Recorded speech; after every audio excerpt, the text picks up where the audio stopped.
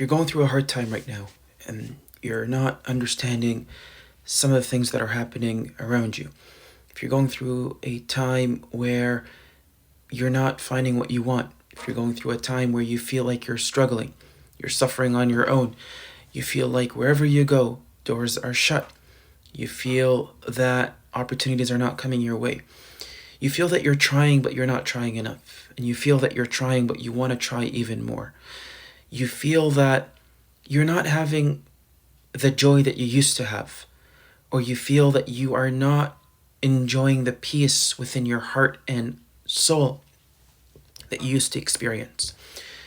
Brothers and sisters in Islam, if you are going through these feelings, I want you to listen to this video very carefully, inshallah.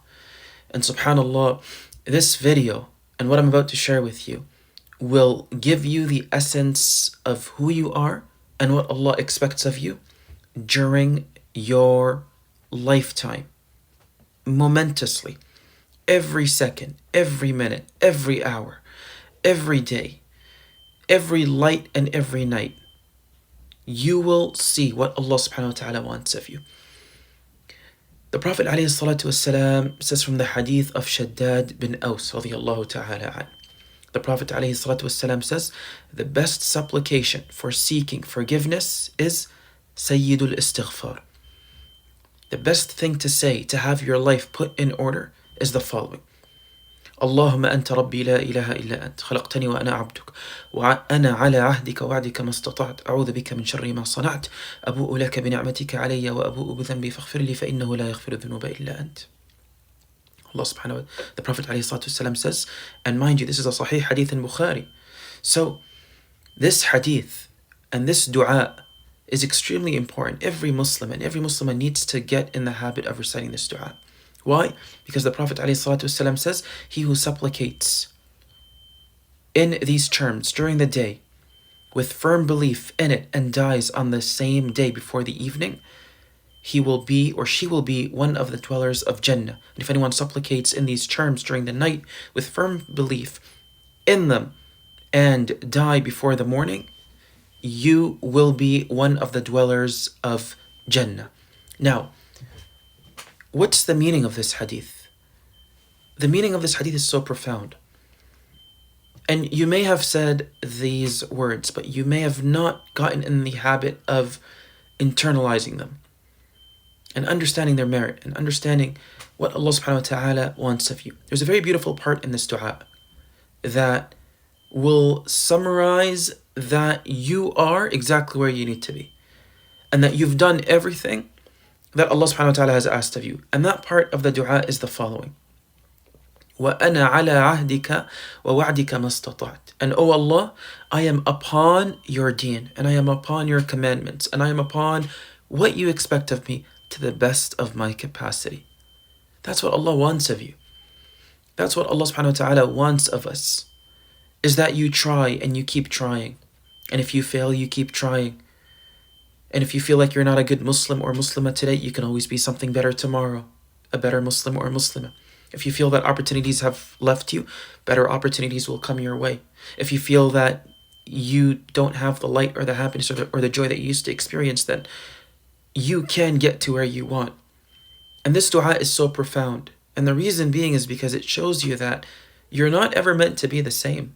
You're not ever meant to be perfect. You're not ever meant to have an abundance of faith. You're not ever meant to have the kind of friends that you had. You're not meant to be where you want to be.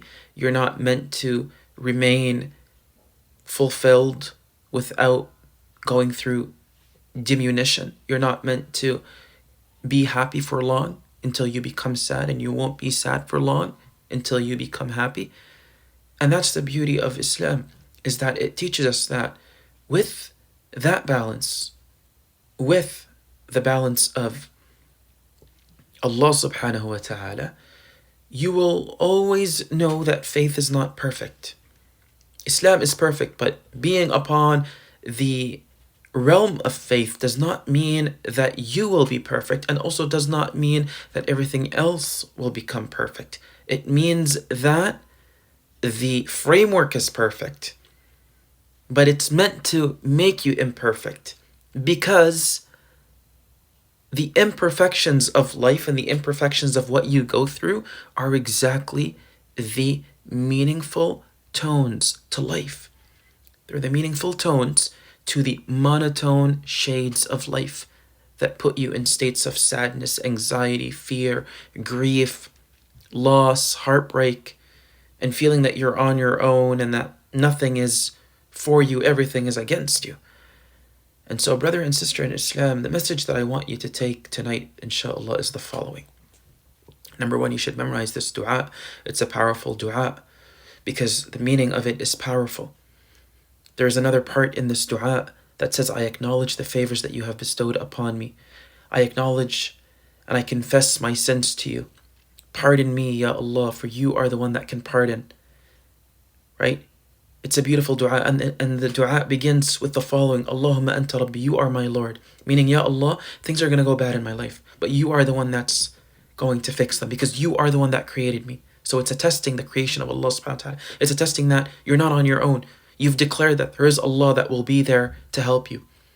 La ilaha illa ant. There's none but you, Ya Allah. Khalaqtani wa ana abduk. You've created me and I'm your servant. And then we've explained the other parts of the dua in this video. So brother and sister in Islam, the message that I want to take you on tonight is the following. The imperfections that you're experiencing, the sadness, the anxiety, the fear, the grievances, the monotone, the melancholic, the loss, the melancholic exposures of life, the betrayals, the people that have left you, the lack of wealth, the lack of family, the lack of offspring, the lack of marriage, all of that, whatever it is. Understand that these imperfections, they are meant to show you that life was never meant to be how you want it to be. It's meant for you to enjoy the different shades of monotone experiences, exposures, exhibits, before you can really understand that life will always remain imperfect when it does give you what you want. And once you realize that now, you will not look at life and say, life has failed me. I meant to suffer. I meant to go through hardship. Yes, you can go through hardship and you can suffer and you can go through pain. But it goes back to the dua that we've explained. Ya Allah, you've created it to be like that, but I'm going to try my best. And the moment you try your best and you give reasons in pursuit of what you want, that's when Allah subhanahu wa ta'ala opens the door of His rahmah, His mercy, and He gives you everything. But when you sit back and you lay back and you begin to complain and whine